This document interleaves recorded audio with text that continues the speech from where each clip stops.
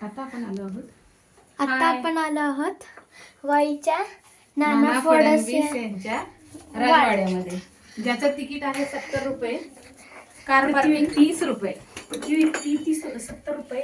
हा प्रत्येकाला 70 रुपये.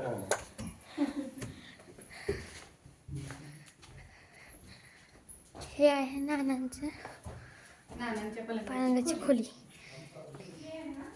इथं नाना फडणवीस झोपायचे.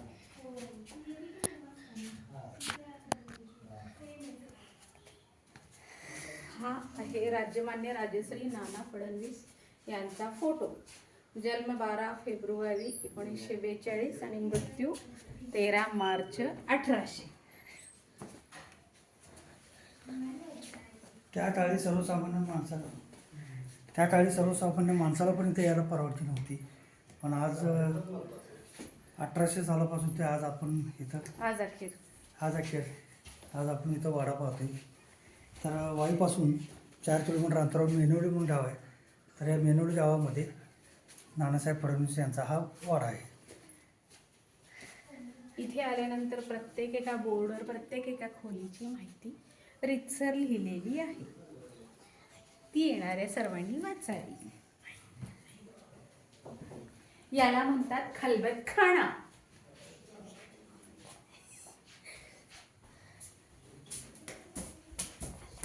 गुप्तता आणि सुरक्षतेच्या कारणास्तव त्यांच्याशी 4 चौघात बोलणे, चर्चा करणे शक्य नसेल, म्हणून अशा प्रकारची जागा आवश्यक असेल. इथे कोण बसले आहे, ते काय बोलतात ते इतरांना कळत नसे, म्हणून याला खलबतखाना असे म्हणले जायचे. आता आपण पुढे जाऊया. काय आहे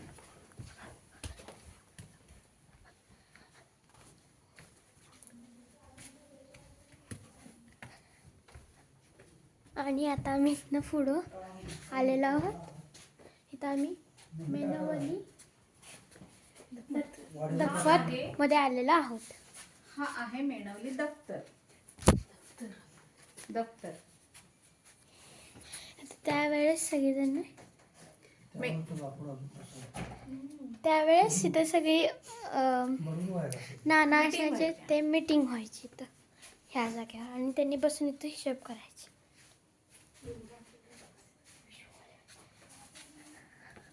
आज आपल्याला इथे फडणवीस याचा अर्थ सांगितला जातोय. फडाच्या मुख्य अधिकाऱ्यास फडणवीस असे म्हणतात. म्हणजे फड म्हणजे ऑफिस आणि नवीस म्हणजे इन्चार्ज.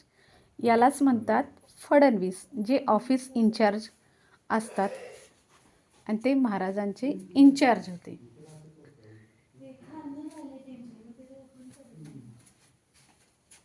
आणि आता आपण पुढे जातोय.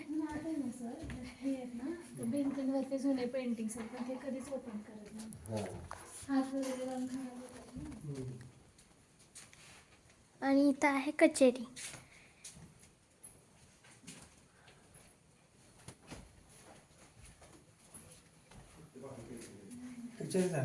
हो, याला कार्यालयीन कामाची कचेरीची जागा असे म्हटले जाते, जिथे राजमान्य राजश्री नानासाहेब पेशवे हे बसलेले असायचे. ही खोली दाखव.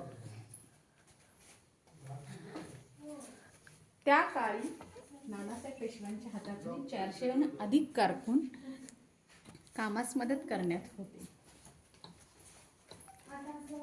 नानासाहेब पेशव्यांचे अक्षर फार सुंदर असल्यामुळे त्यांनी जवळजवळ हजारो पत्रे लिहिलेली होती.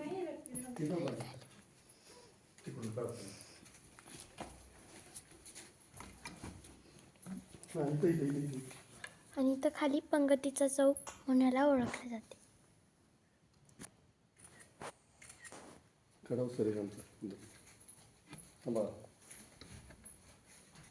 पंक्तीचा चौक.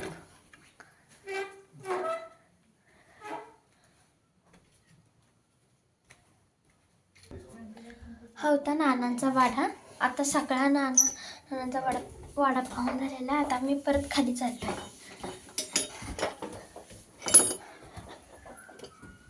हे आहे वाडा, असा आहे बाहेरनं.